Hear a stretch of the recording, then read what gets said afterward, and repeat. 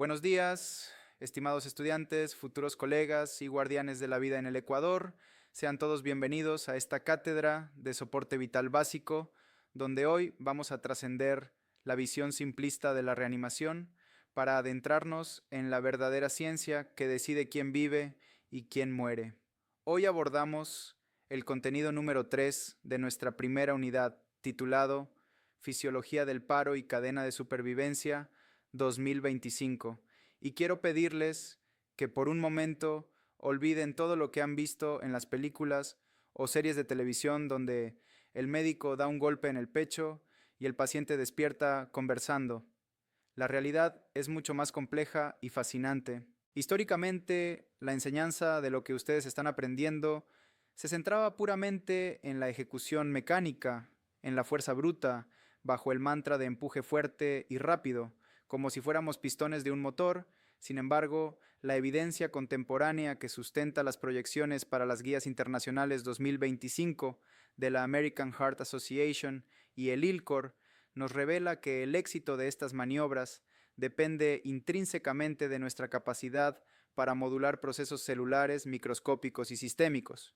El paro cardíaco no es un evento binario, no es un interruptor de luz que se apaga y se enciende, sino un continuo fisiopatológico de deterioro celular progresivo, donde la muerte no ocurre instantáneamente con el cese de la bomba, sino que es el resultado de una cascada de eventos metabólicos catastróficos. Por ello, el profesional de la salud del siglo XXI debe comprender no solo cómo comprimir el tórax, sino por qué lo hace a nivel mitocondrial y molecular, entendiendo que buscamos generar una presión de perfusión mínima crítica para mantener la viabilidad de la fosforilación oxidativa mitocondrial y prevenir la muerte celular programada. Para entender esto, imaginen que cada célula del cuerpo es una pequeña ciudad como Quito o Guayaquil que depende de la energía eléctrica para funcionar, y esa energía es el ATP. Cuando ocurre el paro cardíaco, entramos en la fase de isquemia, que es el corte de suministro eléctrico. La isquemia restringe críticamente el suministro sanguíneo, privando a las células de oxígeno y glucosa. En condiciones normales, nuestras mitocondrias producen ATP usando oxígeno en la cadena de transporte de electrones, pero al detenerse el corazón, este flujo se detiene en segundos, el potencial de membrana mitocondrial colapsa y la síntesis de energía se paraliza. Aquí ocurre algo dramático, la ATP sintasa. Esa turbina maravillosa que produce energía invierte su función en un intento desesperado por sobrevivir y comienza a consumir las pocas reservas de energía que quedan para bombear protones, acelerando el agotamiento total, llevando a la célula a un rigor energético. La célula cambia a un metabolismo anaeróbico, como cuando usamos generadores a diésel ineficientes, produciendo ácido láctico y acidosis severa. Pero el drama celular no termina ahí. Al agotarse la energía, fallan las bombas que controlan el equilibrio de la ciudad celular. La bomba sodio-potasio ATPasa deja de funcionar, lo que provoca que el sodio se acumule dentro de la célula y el potasio se escape fuera. Recuerden esto cuando vean un edema. El sodio arrastra agua y la célula se hincha, provocando un edema citotóxico que puede comprimir los capilares adyacentes, creando un fenómeno de no reflujo, incluso si logramos reiniciar el corazón. Además, la alteración más letal es la pérdida de la homeostasis del calcio. Para combatir la acidez, la célula activa intercambiadores que terminan introduciendo masivamente calcio al interior. Este exceso de calcio activa a las calpaínas, que son como tijeras moleculares o cisteína proteasas que empiezan a cortar el citoesqueleto, degradando proteínas estructurales y debilitando la membrana celular hasta hacerla extremadamente frágil.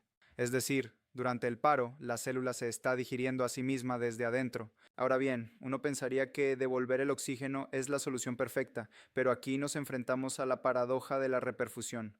Cuando ustedes inician la RCP o logran el retorno a la circulación espontánea, la reintroducción de oxígeno en este entorno caótico desencadena mecanismos de lesión adicionales que pueden ser peores que la isquemia original. Las mitocondrias dañadas no pueden procesar el oxígeno y generan una explosión de especies reactivas de oxígeno o ROS, radicales libres que atacan las membranas y el ADN. El evento terminal es la apertura del poro de transición de permeabilidad mitocondrial o MPTP. Durante la isquemia, la acidez mantenía este poro cerrado, protegiendo a la mitocondria, pero al reperfundir y lavar el ácido láctico, el pH se normaliza y combinado con la sobrecarga de calcio, el poro se abre. Esto causa que la mitocondria se hinche y reviente, liberando citocromo C y activando la apoptosis o suicidio celular. Además, el sistema inmune detecta este desastre a través del inflamasoma NLRP3, provocando una muerte celular inflamatoria llamada piroptosis, que recluta más células inmunes para amplificar el daño. Entendiendo la biología, pasemos a la mecánica. ¿Cómo adaptamos nuestras manos a esta realidad? Debemos entender los modelos temporales. No es lo mismo un paro que acaba de ocurrir a uno que lleva 10 minutos. El modelo de 3 fases de Weisfeld y Becker nos dice que de 0 a 4 minutos estamos en la fase eléctrica, donde el corazón aún tiene energía y la desfibrilación inmediata es la prioridad absoluta. De 4 a 10 minutos entramos en la fase circulatoria, donde el ATP se ha agotado. Aquí, la RCP es vital antes de cualquier otra cosa para cebar la bomba y generar un mínimo de energía antes de intentar desfibrilar. Pasados los 10 minutos, entramos en la fase metabólica, donde el daño mitocondrial es severo y la RCP estándar suele fallar, requiriendo terapias avanzadas como la circulación extracorpórea. En cuanto a cómo movemos la sangre, existen 2 teorías que operan simultáneamente. La teoría de la bomba cardíaca, donde comprimimos el corazón directamente entre el esternón y la columna, efectiva en gente delgada y joven, y la teoría de la bomba torácica, donde el tórax actúa como un fuelle y los cambios de presión intratorácica mueven la sangre, gracias a que las venas tienen válvulas que impiden el reflujo. Pero quiero hacer un énfasis vital en la fase de descompresión o recoil. La perfusión del músculo cardíaco ocurre casi exclusivamente cuando soltamos el pecho. Si ustedes se apoyan sobre el paciente o hacen leaning, impiden que la presión dentro del tórax baje, lo que reduce el llenado del corazón y disminuye drásticamente la presión de perfusión coronaria.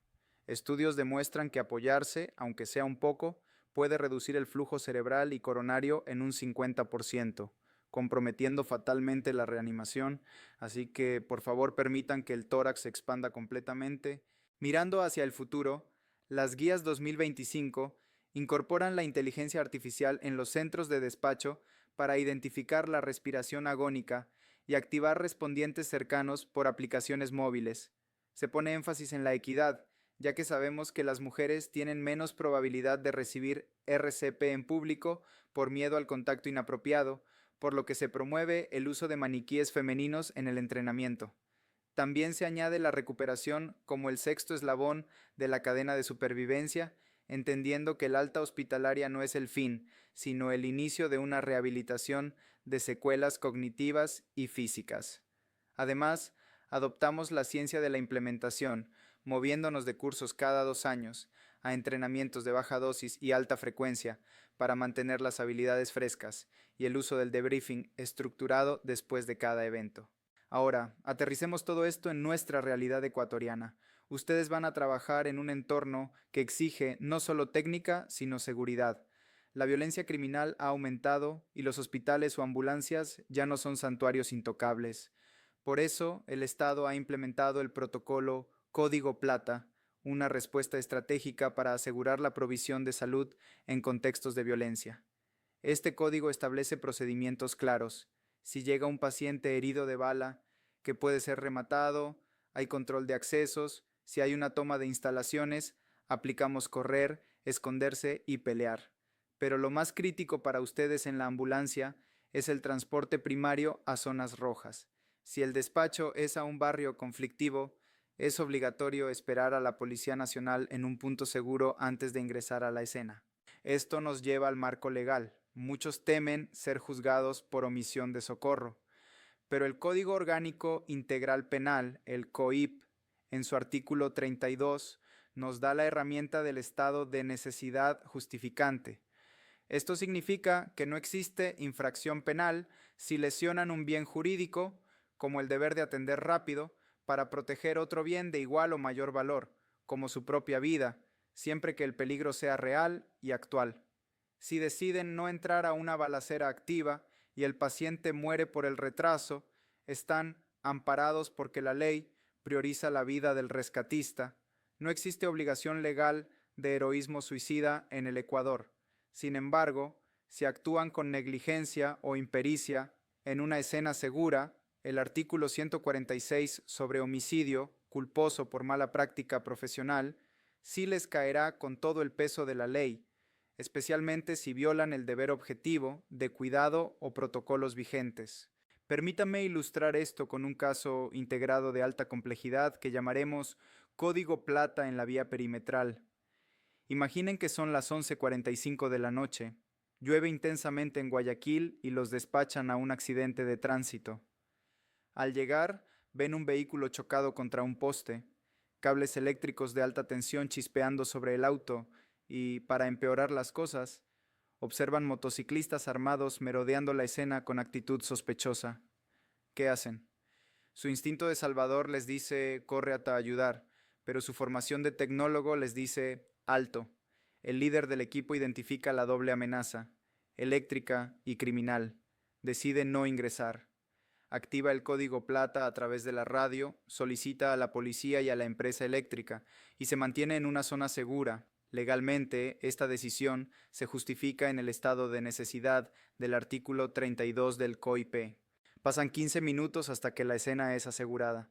Cuando finalmente abordan al paciente, este se encuentra en paro, con respiración agónica o gasping y sin pulso.